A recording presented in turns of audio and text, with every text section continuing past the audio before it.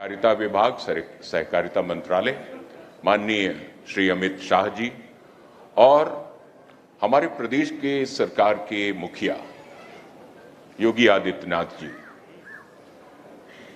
और साथ में उप मुख्यमंत्री द्वय श्री केशव प्रसाद मौर्य जी और डॉक्टर दिनेश शर्मा जी। माननीय मंत्री जी पहले से मौजूद हैं और स्वागत करने के लिए, अगवानी करने के लिए अब बाहर भी अधिकारीगण के साथ में जा चुके हैं।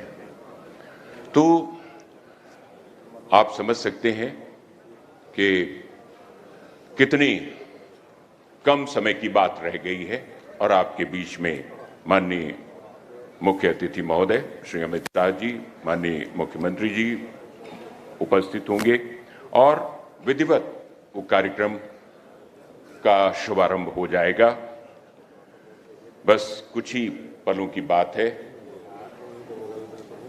मैं एक संक्षिप्त जानकारी लेकर के आपके पास पुनः उपस्थित हो रहा हूं।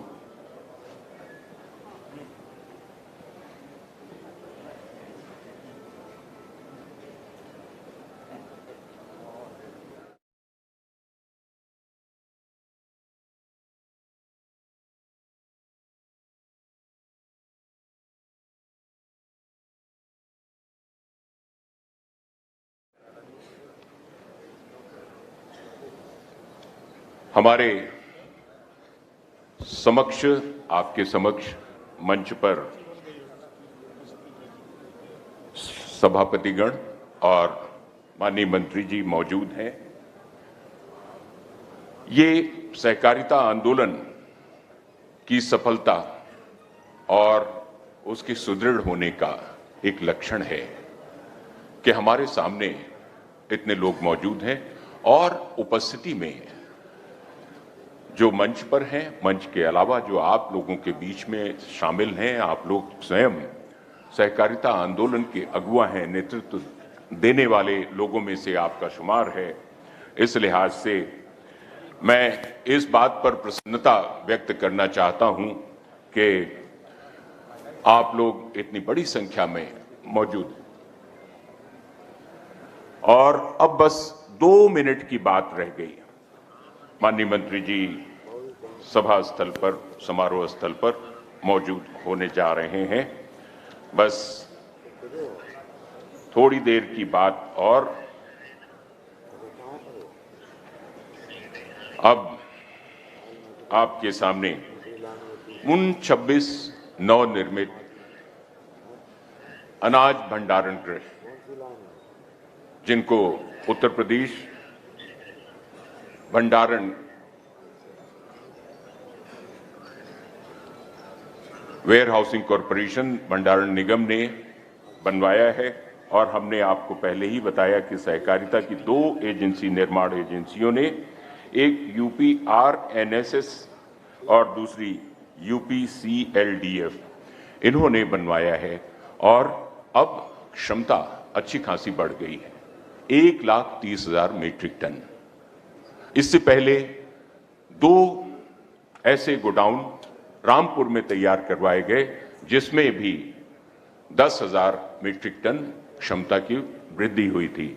और उसके बाद में 1,30,000, इन 26 नए गोदामों के निर्माण के बाद में ये क्षमता बढ़ गई है। और इसके अलावा जो हमारे बैंक, कोऑपरेटिव बैंक की शाखाएं 13 जनपदों में, उनका भी नाम हमने आपके सामने उनका जिक्र किया। गोरखपुर, महाराजगंज, हापुड़, फतेहपुर, अंबेडकर नगर, अमेठी, कानपुर देहात, औरैया, कन्नौज, गौतम बुद्ध नगर, संभल, ज्योतिबा फुले नगर और मथुरा।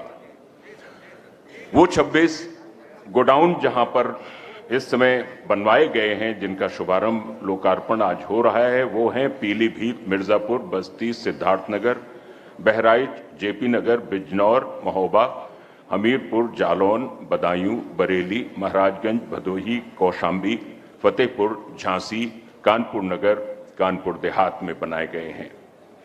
और बहुत अच्छी खासी लागत भी, क्योंकि जितनी गुणवत्ता गुणवत्ता अक्सर एक तो उसमें एकाग्रता चाहिए होती है, सजगता चाहिए होती है, सावधानी चाहिए होती है गुणवत्ता में। दूसरी एक बात यह भी होती है कि कई बार क्वालिटी यानी स्तर को हमें ऊंचा उठाना होता है, जब तो फिर लागत बढ़ जाती है।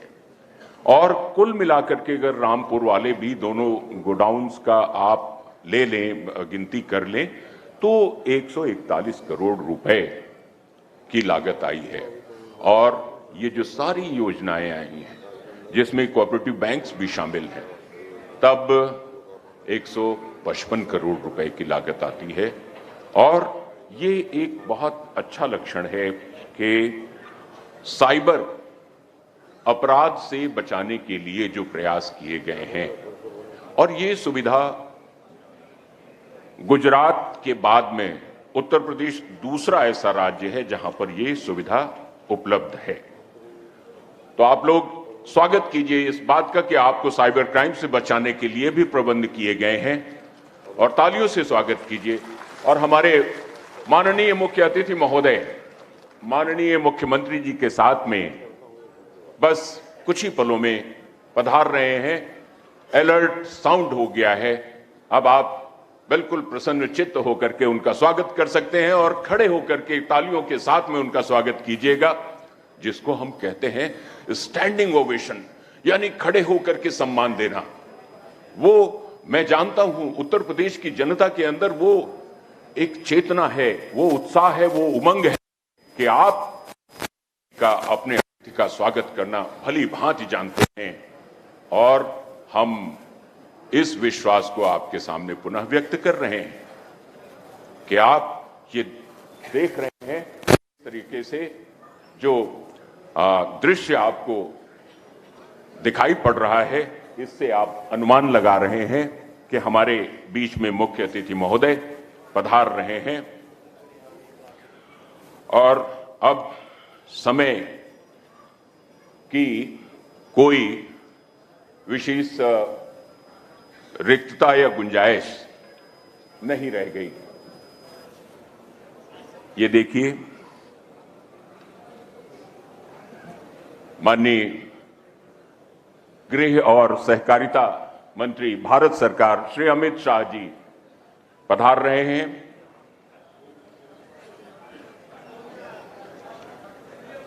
और मंच पर हमारे विभिन्न कोऑपरेटिव बैंक और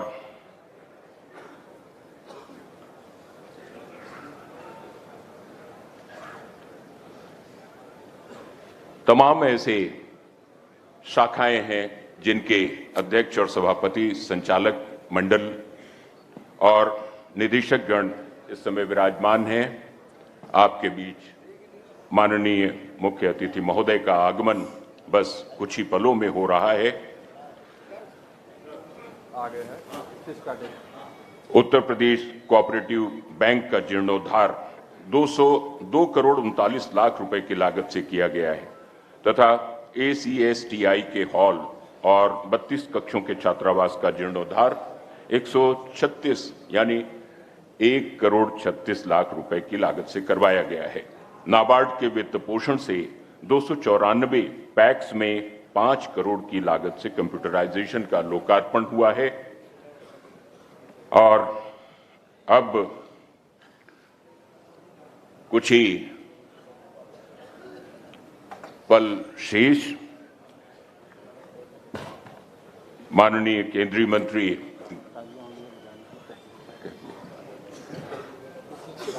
मंत्री गृह एवं सहकारिता श्री अमित शाह जी का सबसे पहला स्वागत तो आप ही करेंगे।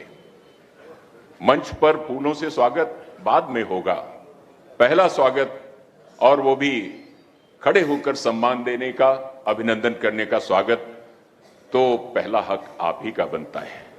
इस लिहाज से यहां से लेकर के बालकनी तक और मेरे सामने से लेकर के पीछे तक जितने भी उपस्थिति है, मेरा सभी से ये निवेदन कि माननीय केंद्रीय गृह मंत्री, केंद्रीय सहकारिता मंत्री श्री अमित शाह जी का स्वागत आप लोग अपने स्थान पर खड़े होकर तालियों के साथ, और ऐसी तालियां कि बस लगे कि हां वास्तव में लखनऊ जो उत्तर प्रदेश की राजधानी है उसमें वही जोश है, वही उत्साह है, वही उमंग है जो हमेशा से देखने को मिला है, और ये उत्साह आपका बना रहना चाहिए।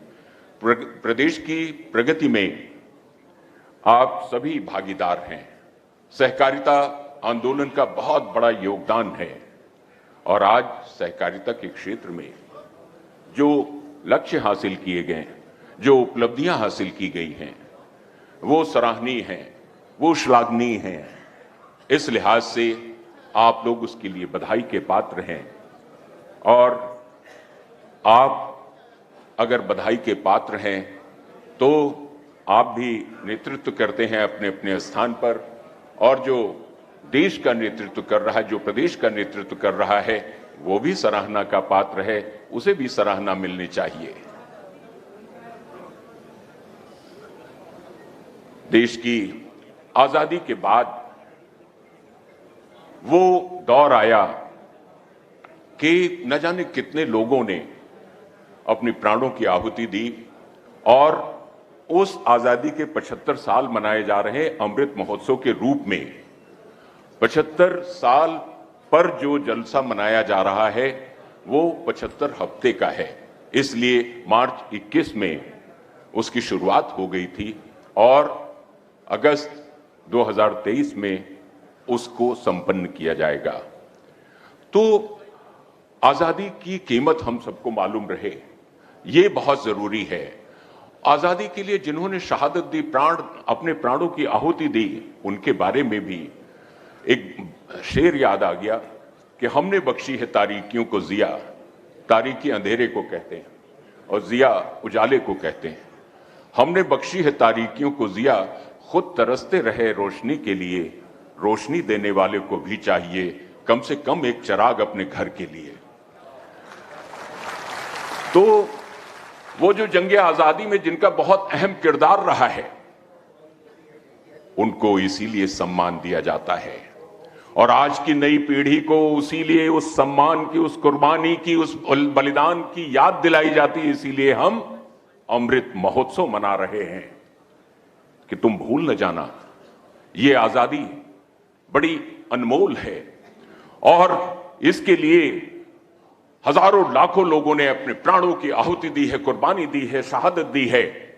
तुम इसे भूल मत जाना, ये तुम्हारे लिए बहुत कीमती है, बेशकीमती है, और तुम भी याद रखना, अपने बच्चों को भी याद दिलाना कि हमारा देश वर्ष 1947 में जब आजाद हुआ था, तो वो आजादी हमें प्लेट में रखी हुई, थाली में रखी हुई नहीं परोस दी गई थी, बल्कि उसके लिए हजारों लाखों लोगों को प्राणों की आहुति देनी पड़ी थी, घर बार छोड़ना पड़ गया था, और न जाने कितने लोगों की संपत्तियां जब्त कर ली गई थीं, अपनों से दूर कर दिया गया था, जेल में डाल दिया गया था, यातनाएं दी गई थीं।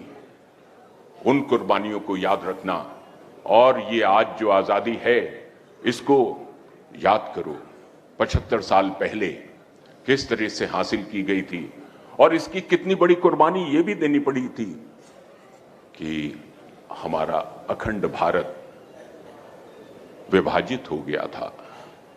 वो बहुत बड़ा एक हादसा था, बहुत बड़ा सान्या था, लेकिन हम भूतजीवी नहीं है, भूतकाल जीवी नहीं है। जो हमारे हाथ में, हम उसको बेहतर से बेहतर संभालना चाहते हैं, उसको हम बेहतर से बेहतर करना चाहते हैं। हमारा ये संकल्प है और हमारा ये प्रयास है। हम आगे बढ़ना जानते हैं, हम दृढ़ संकल्प के व्यक्ति हैं, और खुद भी प्रेरित होते हैं और प्रेरणा देना भी जानते हैं। तो अपने बच्चों को, हमको और आपको ये सीख, ये नसीहत, ये शिक्षा देने की जरूरत है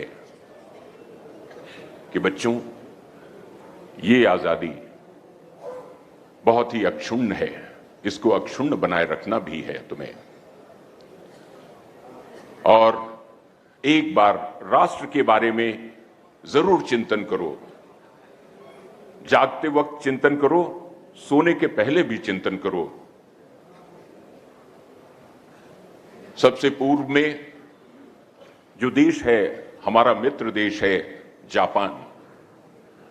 जापान के बारे में जो हमने पढ़ा और जो हमने सुना, वो बात बात पर ये बात कहते हैं कि अगर हम ऐसा करेंगे तो हमारे देश का क्या होगा। उनके कार्यों के, उनके संकल्पों की दिशा तय करता है उनके राष्ट्र का हित। तो क्या हम अपने जापानी मित्रों से ये प्रेरणा पा सकते हैं? और मैं समझता हूं कि बेशक पा सकते हैं। ये संकल्प हमें लेना होगा। राष्ट्र की प्रगति हमारी जिम्मेदारी है, हमारी नैतिकता है कि हम देश की तरक्की में हिस्सेदार हों और सक्रियता पूर्वक हिस्सेदार हों, कहीं पर भी उदासीनता ना हो। हमारे भी आंखों में एक सपना होना चाहिए कि हम देश की तरक्की के लिए, देश की निरंतर उत्तरोत्तर शाश्वत प्रगति के लिए जो भी त्याग कर सकते हैं, परिश्रम कर सकते हैं, जो भी इच्छा और दृढ़ इच्छा शक्ति की आवश्यकता है, हम तन मन धन मनसा वाचा कर्मणा तैयार हैं उस योगदान के लिए। और एक एक व्यक्ति इसके लिए महत्वपूर्ण भूमिका अदा कर सकता है।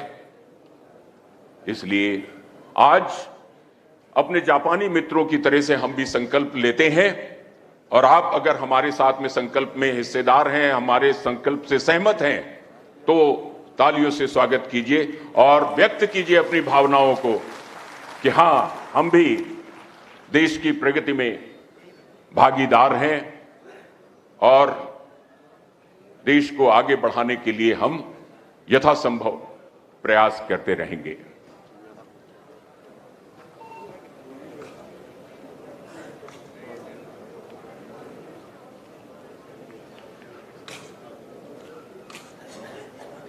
बस परिसर में माननीय मुख्य अतिथि महोदय पधार चुके हैं। आपने स्वयं देखा था स्क्रीन पर, और कुछ ही क्षणों में आपके बीच में पधार रहे हैं। उनके साथ माननीय मुख्यमंत्री योगी आदित्यनाथ जी भी पधार चुके हैं, और उप मुख्यमंत्री केशव प्रसाद मौर्य जी, डॉक्टर दिनेश शर्मा जी भी पधार रहे हैं। इसके अलावा हमारे सहकारिता, केंद्रीय सहकारिता राज्य मंत्री श्री बीएल वर्मा जी भी पधार रहे हैं आपके सामने। और आज जिन विभिन्न परियोजनाओं का लोकार्पण हो रहा है, शुभारंभ हो रहा है, वो हमें उत्साहित करती हैं।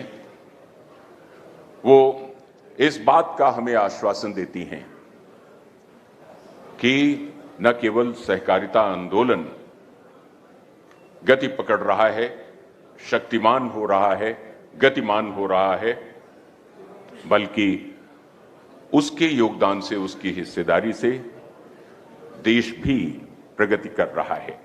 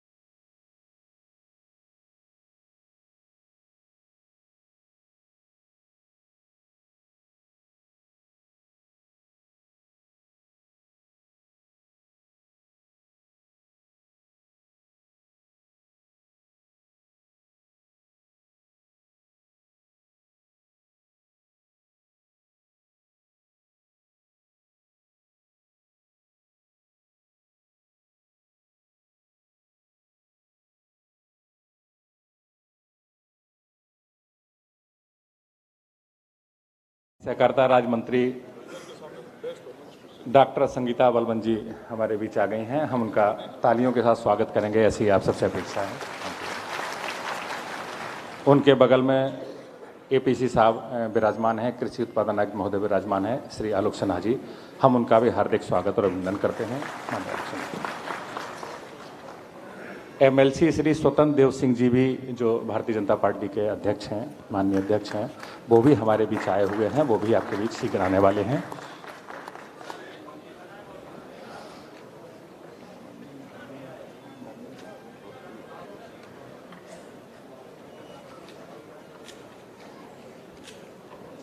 माननीय धर्मेंद्र प्रधान जी, जो केंद्र में मंत्री हैं, वो उत्तर प्रदेश के प्रभारी भी हैं, वो भी आज हमारे बीच आए हुए हैं। हम सभी उनका भी स्वागत करेंगे। वो शीघ्र हमारे बीच आएंगे, उनकी व्यवस्था कराएंगे।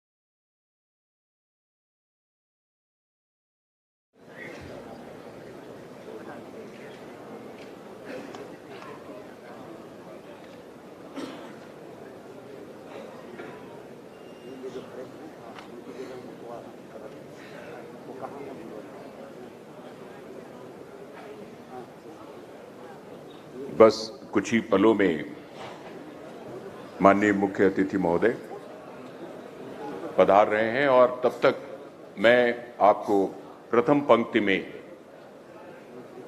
जो विभूतियां विराजमान हैं, मैं उनके बारे में संक्षिप्त परिचय देना चाहूंगा।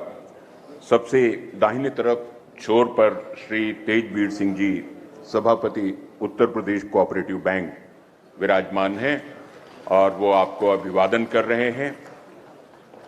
उसके बाद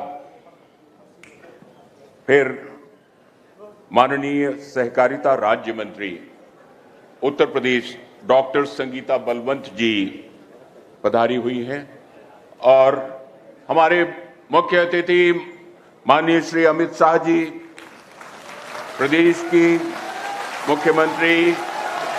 स्वागत स्वागत, बहुत ही अभिनंदन।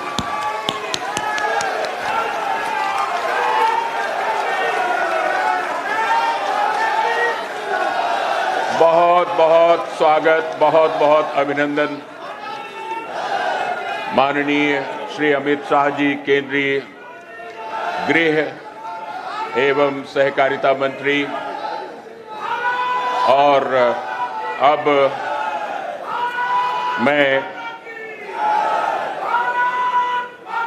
पुष्पगुच्छ के साथ स्वागत करने के लिए माननीय श्री मुकुट बिहारी वर्मा जी, सहकारिता मंत्री उत्तर प्रदेश जी से निवेदन करता हूं कि माननीय गृह एवं सहकारिता मंत्री भारत सरकार श्री अमित शाह जी का स्वागत करें। मुकुट बिहारी जी से निवेदन, श्री योगी आदित्यनाथ जी का, माननीय मुख्यमंत्री उत्तर प्रदेश का, पुष्पगुच्छ देकर स्वागत करें। और इसके बाद डॉक्टर संगीता बलवंत जी, माननीय सहकारिता राज्य मंत्री उत्तर प्रदेश से निवेदन के माननीय उप मुख्यमंत्री श्री केशव प्रसाद मौर्य जी का स्वागत करें। और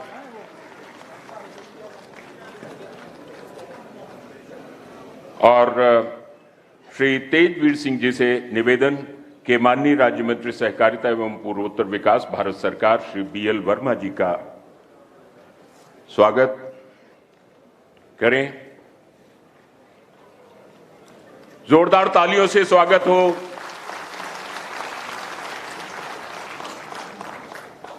और अब दीप प्रज्वलन का समय हो रहा है। आप सभी से निवेदन के दीप प्रज्वलन करें। माननीय श्री अमित शाह जी, माननीय मुख्यमंत्री जी, शुभम करोति कल्याणम, आरोग्यम धन संपदा, शत्रु बुद्धि विनाशाय, दीपः ज्योति नमोस्तुते, असतो मां सद्गमय, तमसो मां ज्योतिर्गमय, मृत्योर्मा अमृतम गमय। हम असत्य से सत्य की ओर चलें, अंधकार से प्रकाश की ओर चलें और मृत्यु से अमरता की ओर चलें। प्रकाश ज्ञान का प्रतीक है और अंधकार अज्ञानता का प्रतीक है। आइए हम अज्ञानता को दूर करते हैं।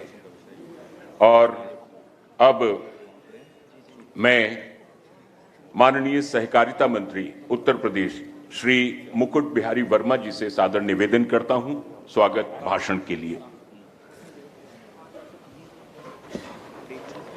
हम सब लोग आज बहुत ही सौभाग्यशाली हैं कि आज वर्तमान भारतीय राजनीति के चाणक्य, हम सबके संरक्षक, केंद्र सरकार में गृह मंत्री और पहले केंद्र सरकार में सहकारिता मंत्री आदरणीय अमित शाह जी हमारे बीच में हैं। हम सब लोग करतल ध्वनि से खड़े होकर अभिनंदन करेंगे, वंदन करेंगे और स्वागत करेंगे।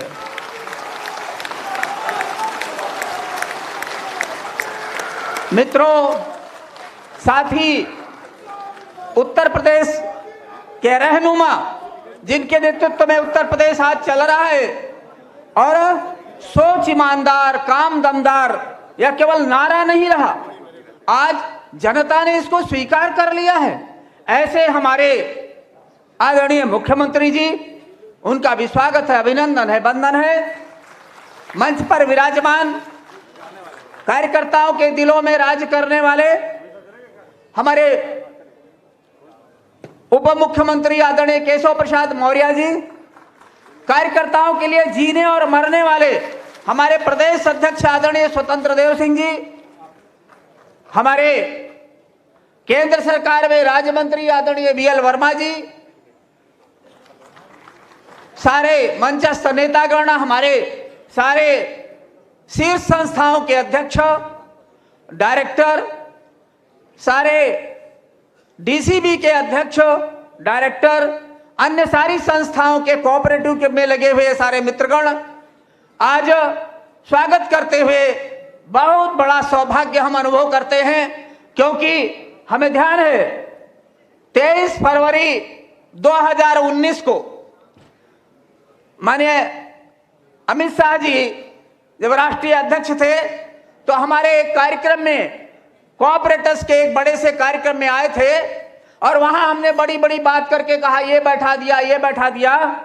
तो माने अमित शाह जी ने निर्देशित किया था, कहा था किसी के स्थान पर किसी को बैठा देना ये बड़ी बात नहीं है, बड़ी बात है उस संस्था ने कितनी प्रगति की, संस्था आज लोगों के लिए कितनी उपयोगी बनी। कहा मूल चीज ये है, इसलिए ध्यान आपका इस पर केंद्रित हो। आपने किसी के स्थान पर किसी को बैठा दिया, इसको बड़ी बात मानकर न चलें। और उसी बात को हम लोगों ने मंत्र मानकर स्वीकार किया। और आज हम कह सकते हैं कि उस समय केवल 3 संस्थाएं लाभ में थी, आज एक भी संस्था नहीं है जो घाटे में हो। हमारी सारी 9 की 9 संस्थाएं लाभ में हैं। इतना ही नहीं, जहां ऋण वितरण का था, हमारे पहले लोग 12 लाख करोड़ रुपया 10 लाख करोड़ रुपया केवल वितरण करते थे, और हम लोगों ने 12.5 लाख करोड़ रुपए का वितरण करके एक कीर्तिमान बनाया है। और कीर्तिमान में इसलिए कहता हूं कि कोरोना जैसी महामारी में, इस संकट के समय, जब 2 साल जिस प्रकार से पूरा देश प्रदेश जूझा है, उस समय भी सहकारिता विभाग ने बहुत बड़े काम किए। हमारा सीधे काम किसानों से था। किसानों के लिए खाद और बीज के लिए कठिनाई नहीं आने दिया। किसान का जो उत्पाद था, उस उत्पाद को खरीदने के लिए हमारी तीनों एजेंसियां लगातार काम करती रहीं। और आज हम कह सकते हैं 2014 में जिन्होंने केवल 26,000 किसानों से धान खरीदा था, तो हमने 5 लाख से अधिक किसानों से धान खरीदकर एक बड़ा कीर्तिमान बना दिया। जहां उस समय 1 लाख किसानों से गेहूं खरीद कर मानते थे बड़ा काम हुआ, वहां हमने 8 लाख किसानों से गेहूं खरीदकर, सहकारिता विभाग ने, उत्तर प्रदेश ने तो इससे ज्यादा किया है, इतना खरीद करके एक नया कीर्तिमान 8 गुना 10 गुना काम हमने किसानों के लिए किया है। ऐसे ही कोरोना महामारी के समय जब लॉकडाउन था, तो हमारी एटीएम मोबाइल वैन गांव में घूम घूम कर, जिला अधिकारी उनको लेकर ये कह रहे थे जहां कठिनाई हो वहां हम खड़े हो जाएं। हम जानते हैं कि आज खाद्य वितरण में भी हम आगे हैं। जो पुराने रिकॉर्ड थे, उन सारे रिकॉर्ड को ध्वस्त किया है। भंडारण क्षमता भी हमारी बढ़ी है। जब हम आए थे तो 42 लाख भंडारण क्षमता थी, आज हमारी 52 लाख भंडारण क्षमता है। लगातार हम वृद्धि कर रहे हैं।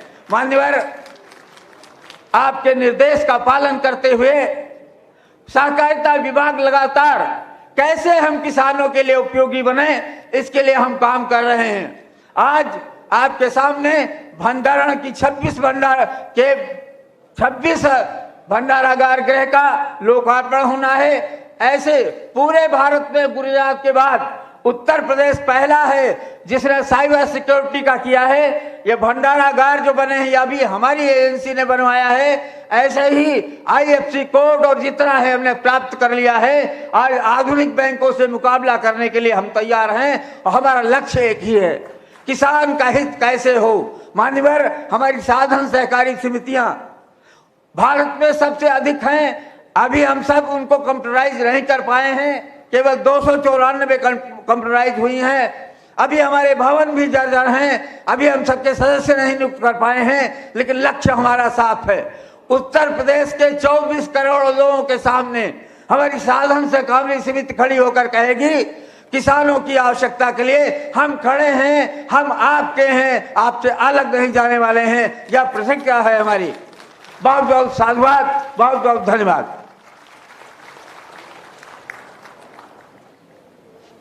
बहुत बहुत धन्यवाद माननीय सहकारिता मंत्री उत्तर प्रदेश। और अब मैं माननीय मुख्यमंत्री योगी आदित्यनाथ जी को सादर आमंत्रित करता हूं उद्बोधन के लिए। एक बार जोरदार तालियों से स्वागत।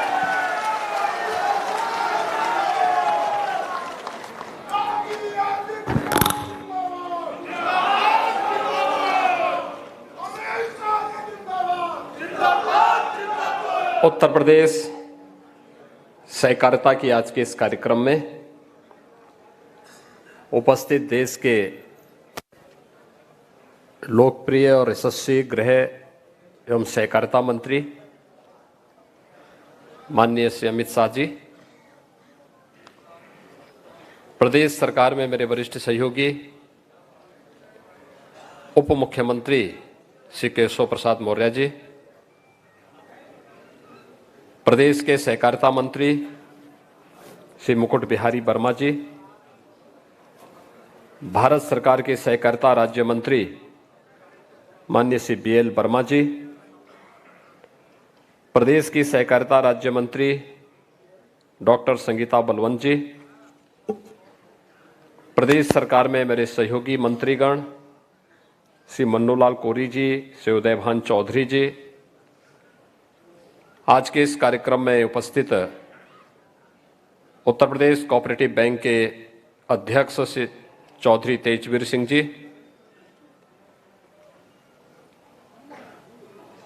एलडीबी के अध्यक्ष श्री संतराज यादव जी, उत्तर प्रदेश राज्य निर्माण सहकारी संघ के अध्यक्ष श्री सूर्य प्रकाश पाल जी, उत्तर प्रदेश सहकारी आवास संघ के अध्यक्ष Shri RP Kushwaha ji, Uttar Pradesh cooperative union के सभापति श्री सुरेश गंगवार जी,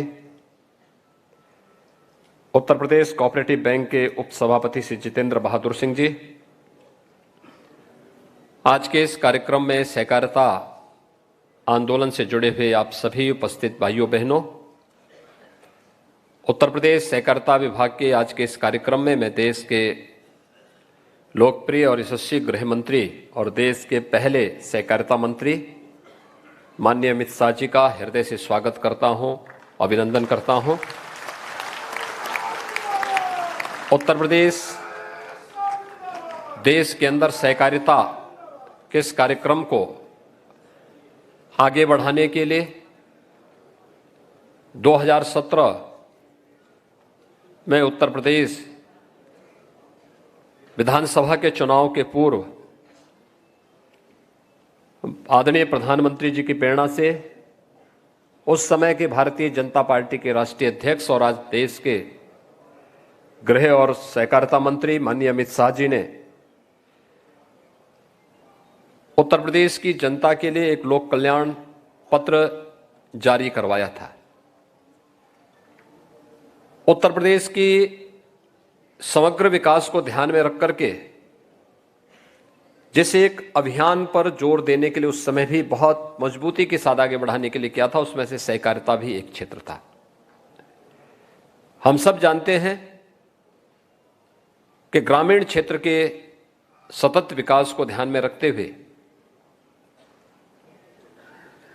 चाहे वह किसान हो, गांवों के विकास हो, मजदूरों के कल्याण हो या महिला स्वयंसेवी समूह के माध्यम से महिलाओं के स्वावलंबन का चौड़ावा क्षेत्र हो, सहकारिता की इसमें बहुत बड़ी भूमिका है। लेकिन 2017 के पहले उत्तर प्रदेश के अंदर सहकारिता की क्या स्थिति थी, ये किसी से छुपा हुआ नहीं है। उत्तर प्रदेश के 16 से अधिक कोऑपरेटिव बैंक रिजर्व बैंक ने इनके लाइसेंस जब्त कर दिए थे। सहकारिता आंदोलन कुछ चंद मुट्ठी भर लोगों की माफियागिरी के शिकार हो चुके थे और उत्तर प्रदेश का किसान भी तबाह था, आत्महत्या करने के लिए मजबूर हो रहा था। उत्तर प्रदेश के अंदर सहकारिता एक अराजकता का माहौल का विभाग बन चुका था और सत्ता में बैठे हुए लोग सहकारिता पर पूरी तरह से जकड़े हुए थे। ऐसा उसके माध्यम से शोषण करते थे किसानों का, मजदूरों का, महिलाओं का, कि उनके स्वावलंबन की बात तो दूर, वहां पर एक कॉमन मैन की जमा पूंजी भी सुरक्षित नहीं रह पाती थी। लेकिन मुझे याद है जब मार्च 2017 में सरकार बनी थी और हम लोगों से कहा गया कि उत्तर प्रदेश में किसानों को न्यूनतम समर्थन मूल्य पर उनकी उपज को खरीदना है, बीच में कोई मीडिएटर नहीं होगा। और उस समय हम लोगों ने जब तमाम संस्थाओं को इसके साथ जोड़ा, राज्य सरकार से जुड़ी हुई संस्थाओं को जोड़ा, तो उत्तर प्रदेश की सहकारिता सहकारी समितियों ने भी इसमें बढ़ चढ़ करके भाग लिया और वर्ष दर वर्ष 2017 के बाद हम लोगों ने किसानों को सीधे उपज को खरीदने की कार्रवाई की।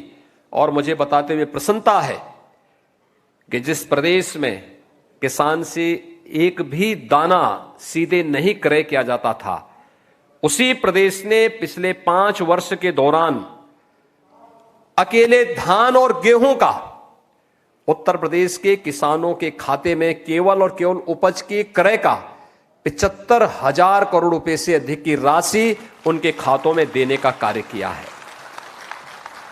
आज कोऑपरेटिव बैंक एक बार फिर विश्वसनीयता पर खरे उतरते हुए दिखाई दे रहे हैं। नाबार्ड से जुड़ी हुई योजनाओं को जोड़ करके जिस तेजी के साथ आगे बढ़ रहा है, बैंकों का डिजिटलीकरण करने और वहां पर वे सभी प्रकार की सुरक्षा और आम जन से जुड़ी हुई, किसानों से जुड़ी हुई, महिलाओं से जुड़ी हुई, सहकारी समितियों से जुड़ी हुई उन सभी संस्थाओं को आधुनिक सुविधाएं उपलब्ध कराने का जो कार्यक्रम है वह, और प्रदेश के अंदर अगर हम क्रय करेंगे तो हमें भंडारण की क्षमता को बढ़ाना पड़ेगा। भंडारण की क्षमता को विकसित करने के लिए उत्तर प्रदेश भंडारण निगम के द्वारा भी जो अभिनव कार्यक्रम प्रारंभ किए गए हैं, आज उस कार्यक्रम के साथ जुड़ने के लिए देश के सहकारिता मंत्री, देश के माननीय गृह मंत्री जी आज हम सबके बीच में यहां पर उपस्थित हुए हैं। प्रदेश के अंदर विगत कुछ दिनों के अंदर कोरोना महामारी के बावजूद जो नए भंडारण गृह बने हैं, उन भंडारण गृहों का यहां पर उद्घाटन का कार्यक्रम, बैंकों के आधुनिकीकरण की कार्रवाई को आगे बढ़ाने का कार्यक्रम, ये सभी कार्यक्रमों का लोकार्पण उनके करकमलों से थोड़ी देर में यहां पर प्रारंभ होने जा रहा है। लेकिन भाइयों बहनों, एक संस्था जो न्याय पंचायत स्तर पर भी है, तहसील स्तर पर भी है, जिला स्तर पर भी है और राज्य स्तर पर भी है, तो समाज के अंतिम पायदान पर बैठे हुए व्यक्ति के उत्थान के लिए, उन्नयन के लिए भी कार्य कर सकती है और राज्य के विकास का एक लोकतांत्रिक चेहरा देश और दुनिया के सामने प्रस्तुत कर सकती है। वह सहकारिता का यह आंदोलन उत्तर प्रदेश में मजबूती के साथ पिछले 4-5 वर्षों के अंदर आगे बढ़ा है। मैं आज के इस कार्यक्रम में इस सहकारिता आंदोलन को एक नई दिशा देने वाले प्रदेश के अंदर, जिनके मार्गदर्शन में प्रदेश ने इन कार्यक्रमों को तेजी के साथ आगे बढ़ाने में मदद की है, ऐसे भारत सरकार के पहले सहकारिता मंत्री और देश के यशस्वी गृह मंत्री माननीय अमित शाह जी का आज के इस कार्यक्रम में हृदय से स्वागत करता हूं, अभिनंदन करता हूं। कोऑपरेटिव क्षेत्र से जुड़े हुए आप सभी महानुभावों का, जिन्होंने अपने अपने क्षेत्र में कार्य किया है, कुछ नया करने का प्रयास किया है, आप सबका मैं आह्वान करूंगा। एक बहुत पुण्य के कार्य के साथ आप जुड़े हुए हैं। एक कॉमन मैन की पूंजी आपके पास रहती है, किसी न किसी रूप में रहती है, और हर एक व्यक्ति के उत्थान के लिए आपकी बहुत बड़ी भूमिका होती है। बहुत बड़ा कार्य आप कर सकते हैं। इस बड़े कार्य के साथ जुड़ने का सौभाग्य आपको प्राप्त हो रहा है, यानी उस पुण्य के साथ जुड़ने का। एक गरीब की याद रखना, उसकी आह भी बहुत तेज लगती है और उसके द्वारा दिया गया वरदान भी व्यक्ति को आगे बढ़ने में सदैव सदैव वो आशीर्वाद के रूप में कार्य भी करता है। तो हम दुआ ले सकते हैं एक गरीब की, एक किसान की, एक महिला स्वयंसेवी समूह से जुड़ी हुई एक बहन की।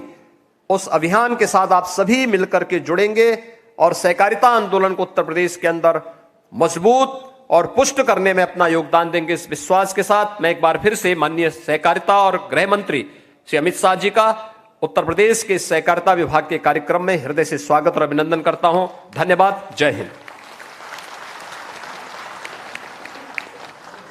माननीय मुख्यमंत्री जी को बहुत बहुत धन्यवाद। एक बार तालियों के साथ में आप धन्यवाद दें। और अब बारी है लोकार्पण की। मैं माननीय केंद्रीय मंत्री गृह एवं सहकारिता श्री अमित शाह जी से अनुरोध करता हूं कि उत्तर प्रदेश राज्य भंडारण निगम के 26 गोदामों, Uttar Pradesh cooperative bank limited की 13 शाखाओं एवं बैंक के प्रशिक्षण संस्थान ACSTI के मीटिंग हॉल और हॉस्टल का बटन दबाकर लोकार्पण करने की कृपा करें। बटन दबाकर लोकार्पण की कृपा करें। ये 26 गोदाम प्रदेश के 19 जनपदों में बनाए गए हैं, जिनकी लागत 141 करोड़ और भंडारण क्षमता 1,30,000 मीट्रिक टन है। और उत्तर प्रदेश कोऑपरेटिव बैंक की शाखाएं प्रदेश के 13 जनपदों में गोरखपुर, महाराजगंज, हापुड़, फतेहपुर, अंबेडकर नगर, अमेठी, कानपुर देहात, औरैया, कन्नौज और अन्य जिलों में। और इसके बाद मैं माननीय मंत्री जी से अनुरोध करता हूं कि उत्तर प्रदेश कोऑपरेटिव बैंक के मुख्यालय भवन, 294 पैक्स के कंप्यूटरीकरण, उत्तर प्रदेश कोऑपरेटिव बैंक में साइबर सिक्योरिटी ऑपरेशन सेंटर और इंटरनेट बैंकिंग सुविधा का बटन दबाकर लोकार्पण एवं शुभारंभ करने की कृपा करें। आपका बहुत बहुत धन्यवाद। और अब मैं माननीय केंद्रीय मंत्री गृह एवं सहकारिता माननीय श्री अमित शाह जी से अनुरोध करता हूं उनके उद्बोधन के लिए। स्वागत कीजिए, एक बार खड़े होकर तालियों से स्वागत कीजिए माननीय केंद्रीय गृह एवं सहकारिता मंत्री श्री अमित शाह जी का। आज के अति महत्वपूर्ण कार्यक्रम में मेरे साथ मंच पर उपस्थित उत्तर प्रदेश को जिन्होंने विकास के रास्ते पर मजबूती के साथ आगे बढ़ाने का काम किया है, ऐसे उत्तर प्रदेश शासन के मुख्यमंत्री श्रीमान योगी आदित्यनाथ जी, उत्तर प्रदेश के उप मुख्यमंत्री और भारतीय जनता पार्टी के पूर्व प्रदेश अध्यक्ष श्री केशव प्रसाद मौर्य जी, श्री BL वर्मा जी, श्री स्वतंत्र देव सिंह जी, मुकुट विहारी वर्मा जी, डॉक्टर संगीता बलवंत जी, सभापति उत्तर प्रदेश कोऑपरेटिव बैंक तेजवीर सिंह जी, मंच पर बैठे हुए मंत्रीगण, उत्तर प्रदेश की राज्य स्तर की सभी सहकारी समितियों के अध्यक्ष और आज के कार्यक्रम में उपस्थित सहकारी आंदोलन से जुड़े हुए प्यारे भाई और बहनों, आप सभी को नमस्कार। आज मैं लगभग 4 साल के बाद आप लोगों के बीच में आया हूं। मुझे याद है जब उत्तर प्रदेश में भारतीय जनता पार्टी की पूर्ण बहुमत की सरकार बनी, तब एक कार्यक्रम रखा गया था। सभागार शायद ये नहीं था, कोई और सभागार था, मगर उस वक्त आप लोगों से के साथ संवाद का मौका मिला था और आज फिर से ये लोकार्पण के कार्यक्रम में मैं यहां आया हूं। मगर आज मैं आया हूं तब मोदी जी ने एक बड़ा परिवर्तन किया है। 70 साल के बाद, 75 साल के बाद देश की जो सालों पुरानी मांग थी कि सहकारिता एक मंत्रालय बने, वो मंत्रालय बनाने का काम मोदी जी ने पूरा किया। और जब मोदी जी ने सहकारिता मंत्रालय की रचना की, तब इस देश के करोड़ों किसानों को, करोड़ों महिला स्वसहाय जुटों के साथ, करोड़ों दुग्ध उत्पादक सहकारी समितियों के साथ, सैकड़ों, हजारों, लाखों आर्थिक गतिविधियों के साथ जुड़ी हुई छोटी छोटी कोऑपरेटिव के साथ न्याय करने का काम किया है। बहुत सालों से देश भर की कोऑपरेटिव संस्थाओं को इस बात की आस थी कि कोई ना कोई आएगा और सहकारिता को केंद्र बिंदु में लाने के लिए सहकारिता मंत्रालय की रचना करेगा। और मोदी जी ने देश भर के करोड़ों किसानों की इस इच्छा को आजादी के 75वें साल में पूरा करने का काम किया है और आज सहकारिता मंत्रालय की रचना हो गई। और मेरे लिए भी सौभाग्य की बात है कि देश के पहले सहकारिता मंत्री बनने का उन्होंने मुझे मौका दिया है और आज मैं आप सब लोगों के सामने उपस्थित हूं। मित्रों, अभी 2-3 दिन पहले भी आपने देखा होगा, मोदी जी के नेतृत्व में काशी में बाबा विश्वनाथ के मंदिर के बाहर एक भव्य कॉरिडोर बनाकर उन्होंने न केवल देश, दुनिया भर में बाबा विश्वनाथ के प्रति श्रद्धा रखने वाले सभी श्रद्धालुओं की इच्छा की पूर्ति का काम किया है। सभी लोग, करोड़ों लोग दर्शन करने के लिए आते थे, क्योंकि श्रद्धा बनी है, आज की नहीं है, युगों युगों की श्रद्धा। काशी विश्व का सबसे पुराना नगर है और काशी है तब से बाबा विश्वनाथ का वहां पर धाम है। मगर जिस प्रकार की अव्यवस्था में काशी विश्वनाथ धाम पड़ा था, उससे मुक्ति दिलाकर आज बाबा अपने दरबार के साथ अनेक मंदिरों के बीच में शोभायमान होकर वहां बैठे हैं और मां गंगा का पानी लेकर बाबा पर जलाभिषेक करने के बीच में कुछ नहीं आता। और इसकी शुरुआत भी मोदी जी ने स्वयं की। इतनी ठंड के अंदर गंगा स्नान कर कर, हाथ में गंगा जल का कुंभ लेकर जब उन्होंने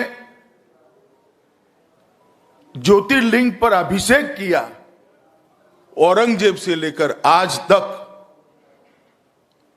जितने श्रद्धालुओं के मन आहत हुए होंगे, उनकी आत्मा भी जहां होगी, वो सबको संतुष्टि मिलने का काम है।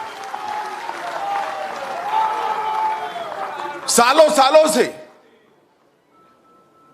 चाहे राम जन्मभूमि का परिसर हो, चाहे विंध्यवासिनी का मंदिर हो, चाहे बाबा विश्वनाथ का परिसर, हिंदू धर्म स्थानों के पुनरुद्धार का, उसकी भव्यता को पुनः प्रस्तापित करने का, उसकी दिव्यता को पुनः प्रस्तापित करने का किसी को विचार नहीं आता, क्योंकि सब लोग वोट बैंक की राजनीति करते थे। आप सभी के समर्थन से और विशेषकर यूपी के समर्थन से, क्योंकि दोनों बार सबसे ज्यादा वोट और सबसे ज्यादा सीटें देश भर में अगर किसी ने दी है तो मेरे उत्तर प्रदेश ने दी। पूर्ण बहुमत से मोदी जी के प्रधानमंत्री बनने के बाद पहली बार हिंदू धर्म स्थानों की पुनरुद्धार की स्वप्न को हम साकार होते हुए देखते हैं। उसकी दिव्यता, उसकी भव्यता पुनः प्रस्तापित होते हुए देखते हैं। न जाने कितने लोगों ने इस धर्म स्थानों की रक्षा के लिए अपनी जान गंवाई, न जाने कितने लोग यहां दर्शन करने आना चाहते थे, आ नहीं पाते थे। आज बेरोक टोक, चाहे बाबा विश्वनाथ का धाम हो, चाहे मां विंध्यवासिनी का धाम हो, चाहे बनने वाला श्री राम जन्मभूमि का मंदिर हो, हर जगह पे आ गए। और ये दिन भी दूर नहीं है, मोदी जी ने भूमि पूजन कर दिया है। देखते देखते हम सबके जीवन में कुछ ही महीनों के बाद हम देखेंगे वहां एक गगनचुंबी प्रभु श्री राम का उत्तुंग मंदिर को साकार हो। एक नया अध्याय आजाद भारत के इतिहास में देश के प्रधानमंत्री जी लिखने जा रहे हैं, क्योंकि मोदी जी और भारतीय जनता पार्टी दोनों की नीति है कि हम तुष्टीकरण में नहीं मानते हैं, सबके साथ न्याय करना चाहते हैं, किसी के साथ अन्याय नहीं करते। और करोड़ों लोगों की इच्छा की पूर्ति अभी हमने दूरदर्शन पर देखी है। और मैं आप सबसे आग्रह करता हूं, आप तो यूपी में ही रहते हैं, जितना हो सके उतना जल्दी काशी धाम जाकर बाबा को गंगा जल का अभिषेक कराइए, आपका भी आत्मा को शांति मिले। मित्रों, आज यहां पर जब मैं आया हूं तब उत्तर प्रदेश के अंदर भारतीय जनता पार्टी की पूर्ण बहुमत की सरकार बनी। योगी आदित्यनाथ जी उसके मुख्यमंत्री बने। उसके बाद हर क्षेत्र से भ्रष्टाचार की सफाई करने का काम योगी आदित्यनाथ जी ने किया है। हर व्यवस्था चरमरा गई थी, चाहे पद सरपंच की ऑफिस हो, चाहे पटवारी हो, वहां से लेकर पंचम तल तक हर जगह भ्रष्टाचार और परिवारवाद का बोलबाला था। योगी जी ने बड़ी दृढ़ता के साथ उत्तर प्रदेश से भ्रष्टाचार को तिलांजलि देने का, उसको मुक्ति देने का कार्यक्रम हाथ में धरा है। और मुझे आज आनंद है कि सहकारिता विभाग भी, जो सपा बसपा के शासन में कोई एक परिवार, कोई एक जाति का राजा रजवाड़ा बनकर बैठा था, गरीबों का जहां उद्धार होता है, गरीबों की आवाज सुनी जाती है, गरीबों तक योजना पहुंचाई जाती है, इसका माध्यम है सहकारिता विभाग भ्रष्टाचार का बहुत बड़ा अड्डा बना था। और सिर्फ 4-4.5 साल के शासन के अंदर और भ्रष्टाचार हर क्षेत्र से, सहकारिता के हर क्षेत्र से, चाहे बैंकिंग हो, चाहे कंस्ट्रक्शन का हो, चाहे स्वसहाय जूथों का हो, चाहे पैक्स हो, उनके ऑडिट नहीं होते थे, अब ऑडिट हो रहे हैं, एबीसी ग्रेडेशन हो रहा है, चुनाव समय पर हो रहे हैं, पारदर्शिता आई है, बैंकों की साख बढ़ी है। और जो प्रधानमंत्री जी ने किसान की आय 2 गुना करने का लक्ष्य रखा था, उसमें आज उत्तर प्रदेश का सहकारिता विभाग बड़ी तन्मयता के साथ लगा है। मुझे इसका बहुत आनंद है कि बहन जी और बबुआ दोनों के राज में जो भ्रष्टाचार का अड्डा बना था, आज वो सेवा का माध्यम बनकर उत्तर प्रदेश की 22 करोड़ की जनता का सेवा कर रहे हैं। आज यहां पर ही राज्य भंडारण निगम ने 28 नए गोडाउन बनाए हैं, लगभग 1.5 लाख मैट्रिक टन, चाहे गेहूं हो चाहे धान हो, उसके भंडारण की व्यवस्था होगी। वैज्ञानिक तरीके से भंडारण करने वाले हैं। मुकुट बिहारी जी ने बड़ा डिटेलिंग कराया, उसके नीचे नीलगिरी की बल्लियां भी लगाने का उन्होंने फैसला किया है, जिसे पानी न छू जाए। और लगभग पूरे उत्तर प्रदेश में पीलीभीत, मिर्जापुर, बस्ती, सिद्धार्थनगर, बहराइच, जेपी नगर, बिजनौर, रामपुर, महोबा, हमीरपुर, जालौन, झांसी, बदायूं, बरेली, महाराजगंज, भदोही, कानपुर नगर, कानपुर देहात, कौशाम्बी और फतेहपुर, सब जगह पे ये भंडार बनाए जाएंगे, जिससे ये किसानों के साथ से खरीदे हुए गेहूं और चावल को रखने की व्यवस्था होगी। इसके साथ साथ अगर अभी कोई किसान की उपज का उचित दाम नहीं मिल रहा है, तो इसको किसान भी अपनी ओर से इसमें रख पाएगा। और मैं मानता हूं कि जिस पारदर्शिता से ये कार्यक्रम चला, सिर्फ 16-17 में इसका शुद्ध लाभ 45 करोड़ था, वो 20-21 में बढ़कर 118 करोड़ तक पहुंचने का लक्ष्य सिद्ध किया है। प्रदेश की स्टेट कोऑपरेटिव बैंक के मुख्यालय पर डेटा की सुरक्षा हेतु एक साइबर सिक्योरिटी ऑपरेशन की शुरुआत भी आज हुई है।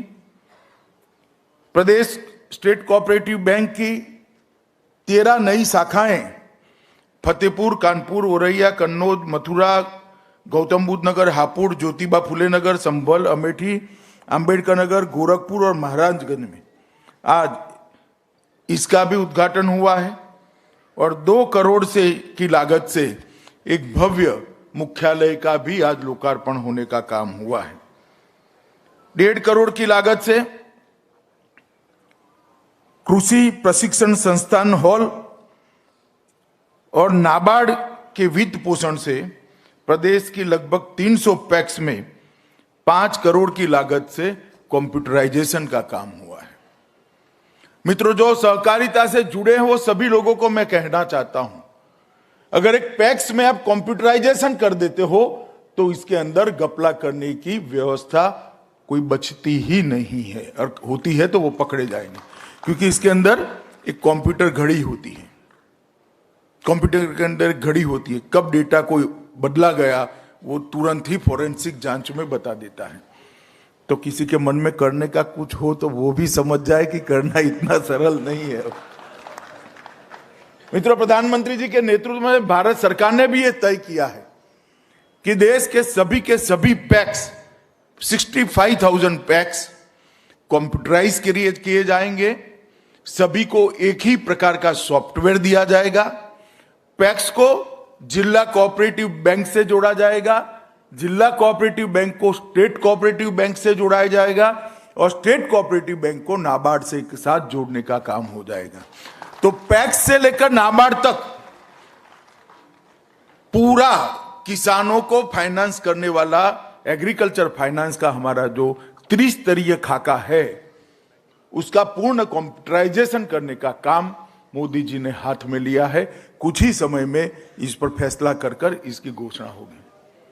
आप कल्पना करिए, देश भर के 65,000 पैक्स एक ही प्रोग्राम के तहत देश की हर भाषा में नाबार्ड के साथ जुड़ते हैं, कितनी पारदर्शिता का सृजन होगा।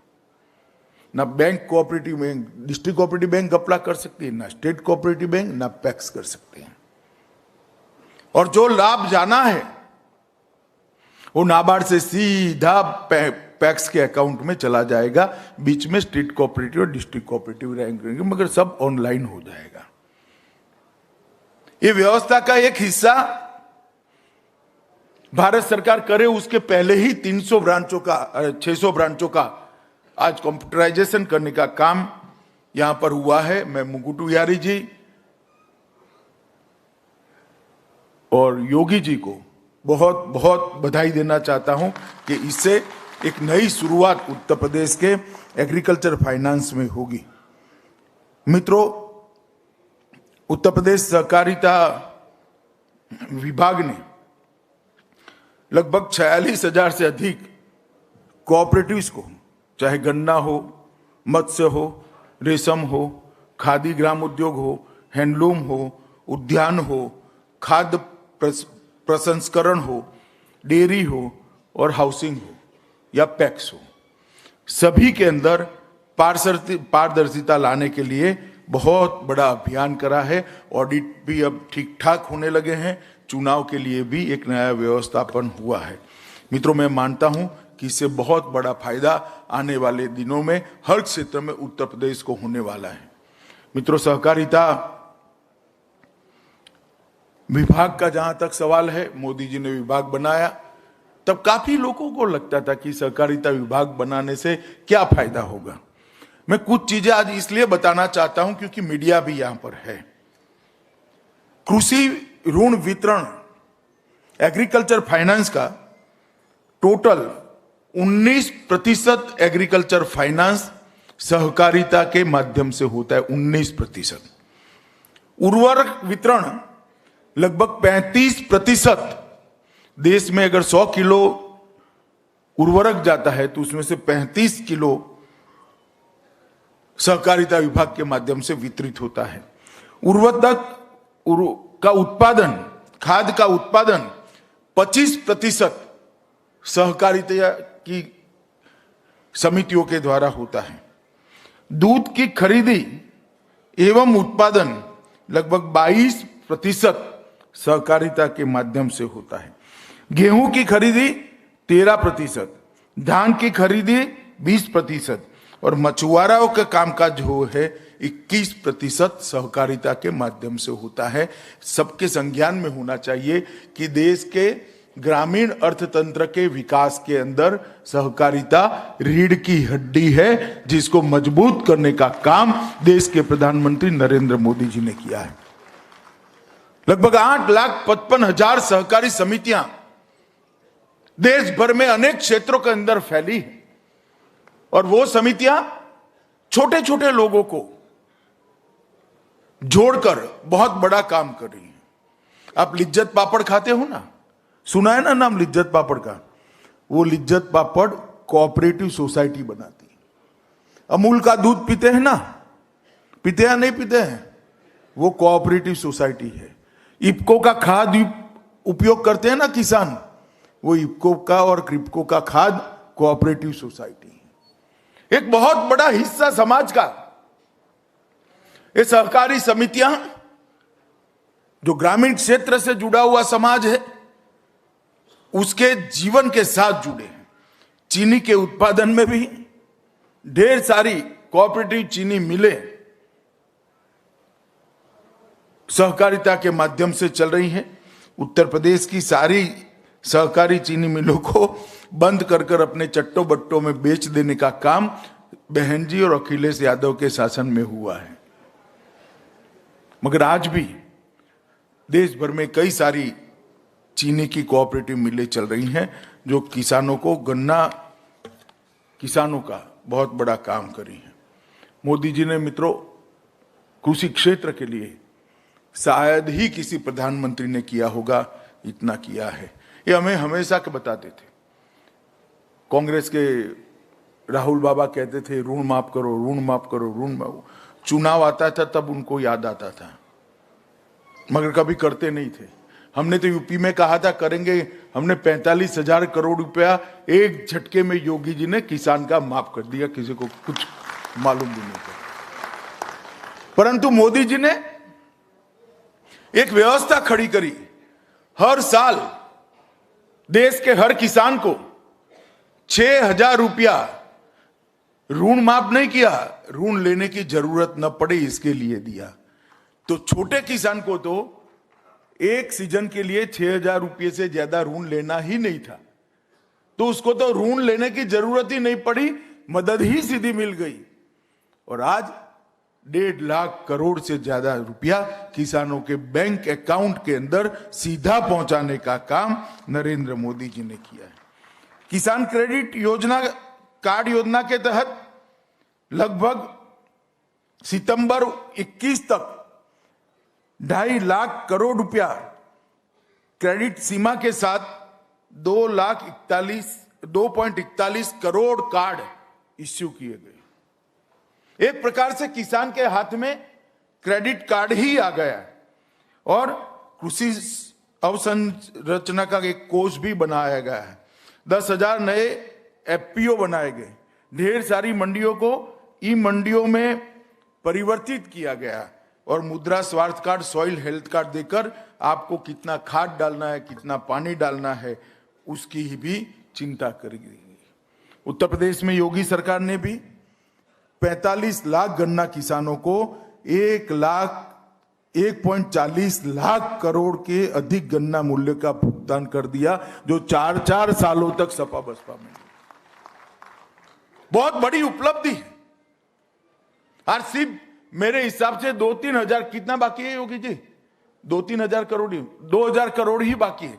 1.40 लाख करोड़ रुपया। आप कल्पना कर सकते हैं कितना सूद होता है इसका, जो चीनी मिलों के साथ सांठगांठ कर ये सपा बसपा वाले भ्रष्टाचार करते थे।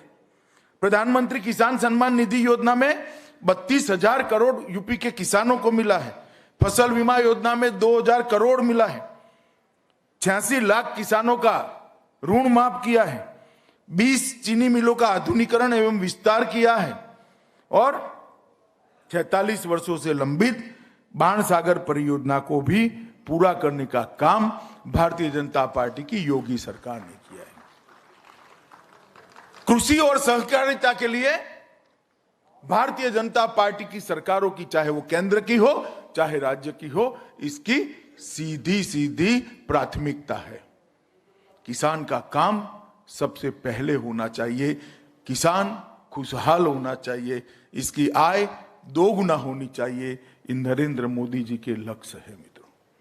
और इसी लक्ष्य के तहत आज उत्तर प्रदेश में सहकारिता क्षेत्र में ढेर सारी चीजों का लोकार्पण हुआ है, नई नई व्यवस्थाएं बनी है। मैं मुकुट बिहारी जी और मुख्यमंत्री श्री योगी आदित्यनाथ जी को बहुत बहुत साधुवाद देता हूं कि आपने उत्तर प्रदेश के सहकारिता क्षेत्र के अंदर पारदर्शिता लाकर प्रदेश के 22 करोड़ लोगों के जीवन को सुखाकारी देने का काम किया है। छोटे किसानों का कल्याण का काम किया है। महिला और मजदूरों के कल्याण का काम किया है मित्रों। और आज मैं इस कार्यक्रम के माध्यम से इतना ही कहना चाहता हूं, जो लोग जाति और परिवार की राजनीति करते हैं वो पारदर्शी सरकार नहीं चला सकते।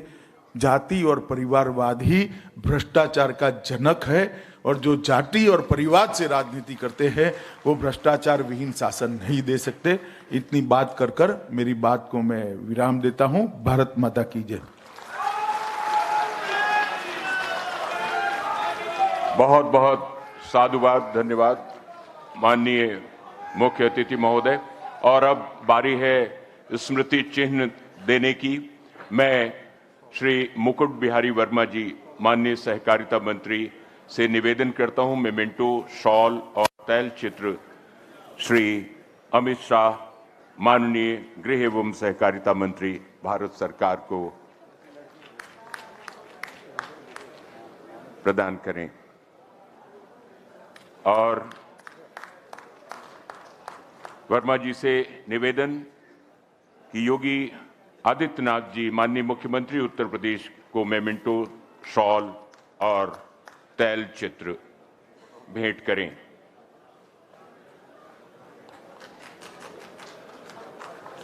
माननीय सहकारिता मंत्री उत्तर प्रदेश श्री मुकुट बिहारी वर्मा जी से निवेदन कि शॉल भेंट करके राज्य मंत्री सहकारिता भारत सरकार श्री बीएल वर्मा को सम्मानित करें। श्री बीएल वर्मा जी। और अब मैं माननीय सहकारिता राज्य मंत्री उत्तर प्रदेश डॉक्टर संगीता बलवंत जी से सादर निवेदन करता हूं कि धन्यवाद ज्ञापित करें। डॉक्टर संगीता बलवंत जी।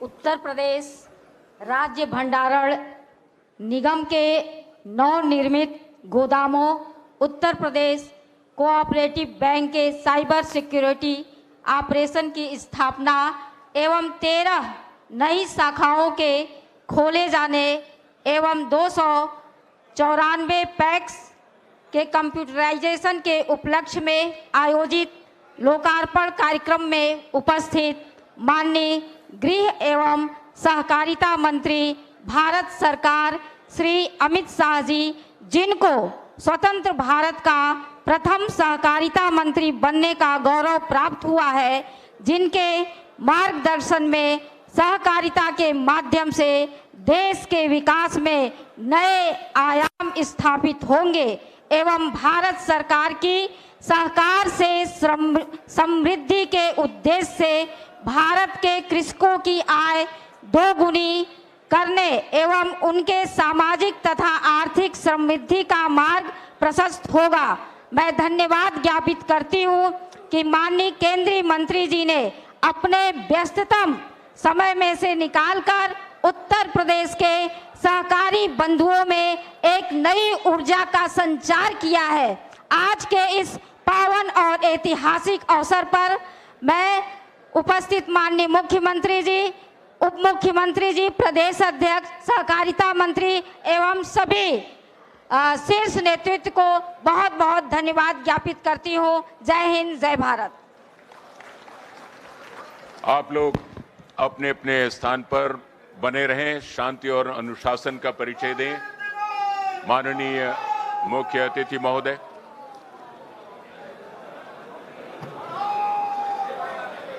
बहुत बहुत धन्यवाद।